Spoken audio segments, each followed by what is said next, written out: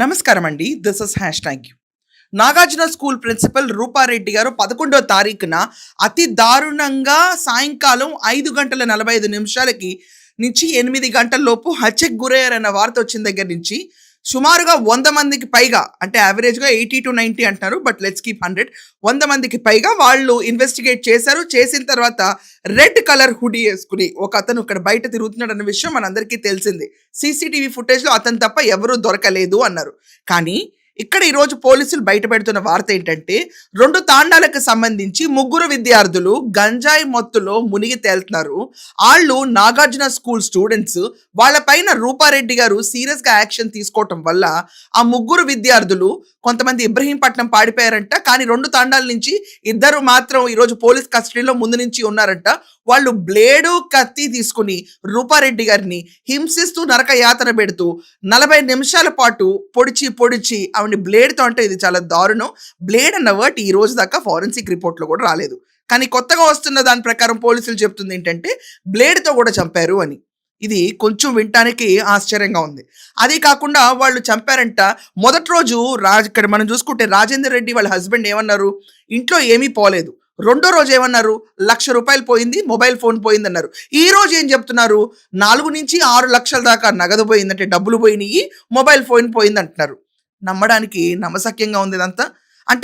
అంటే వాళ్ళకి ఎంత మిడిల్ క్లాస్ వాళ్ళు అయినా కూడా 1,00,000కి 5 లక్షలు 6 లక్షలకి తేడా తెలియనట్టుగా మాత్రం ఉండే ఫ్యామిలీ కాదది. ఏదో సూపర్ రిచ్, అంటే రాజేందర్ రెడ్డి కనీసం ఇంట్లో ఎంత ఉందో కూడా తెలియదు అన్నంత స్థితిలో ఉండడు. సో ఇది ఒక అబెరేషన్. అది కాకుండా మొదటి రోజు ఫారెన్సిక్ రిపోర్ట్లో బ్లేడ్ అనే ప్రస్తావనే లేదు. అది 2వ అబెరేషన్. 3వ అబెరేషన్ ఏంటంటే స్కూల్లో విచారిస్తే అసలు ఏ స్టూడెంట్తోనూ ఎవరితోనూ గొడవలు లేవు, ఈవిడికి చాలా సాఫీగా జరుగుతుంది నాగార్జున స్కూల్లో ఈవిడికి పరిస్థితి అన్నారు. అది 4వ అబెరేషన్. అలా పిన్ని ఫోన్ చేసినప్పుడు అరుపులు వినిపించినా కూడా రాజేందర్ రెడ్డి ఆ రోజు సాయంకాలమే ఆ ఇంటికి చేరుకోకపోవటం 5వ అబెరేషన్ ఈ మొత్తం కేసులో. ఎందుకంటే వాళ్ళ పిన్ని ఫోన్ మాట్లాడుతున్నప్పుడే అరాచకంగా అరుపులు వినిపించినాయి. 15 నిమిషాల పాటు కాల్ ఇంది ఆవిడ. ఇన్ తర్వాత రాజేందర్ రెడ్డికి ఫోన్ చేసినా అతను రాలేదు అనేది 5వ అబెరేషన్. ఇది కాకుండా ఈ విద్యార్థులు కేవలం వాళ్ళే వెళ్ళి చంపేస్తారా? చంపేస్తే ఒక ఎజెండా, అంటే ప్రిన్సిపల్ని చంపేయడానికి ఓకే వాళ్ళ ఎజెండా ఉందనుకుంటున్నారు. కానీ ఇంకొక విషయం ఏమంటున్నారు ఈరోజు పోలీసులు, లేదు విద్యార్థుల వెనకమాల ఇంకొక మనిషి ఉంటాడంట. ఇంకొక మనిషి సుపారీ ఇచ్చి విద్యార్థులతో హత్య చేయించాడంట. అంటే సుపారీ ఇచ్చేవాళ్ళు వేరు, ఆ లెక్క సుపారీ ఎవరైనా ఇచ్చి చేయించారనుకోండి, అయితే వీళ్ళు గంజాయి మత్తులో తూగి తేలుతున్న స్కూల్లో జరిగిన రచ్చకు సంబంధించింది కాదు కదా. అప్పుడు ఇబ్రహీంపట్నం పారిపోయినా లేకపోతే తాండా నుంచి 2 స్టూడెంట్స్ వీళ్ళ దగ్గర ఉన్న వాళ్ళు కావాల్సిగా చేసిన హత్య కాదు కదా. ఇవన్నీ రూల్ అవుట్ అవ్వట్లేదు. కానీ పోలీసులు మాత్రం ఈరోజు మధ్యాహ్నం లోపు, బుధవారం ఎండ్ ఆఫ్ ద డే లోపు క్లియర్ నివేదిక ఇస్తామంటున్నారు. రూపారెడ్డి కేసు మొట్టమొదటి నుంచి కొంచెం సస్పీషియస్గానే వెళ్తుంది.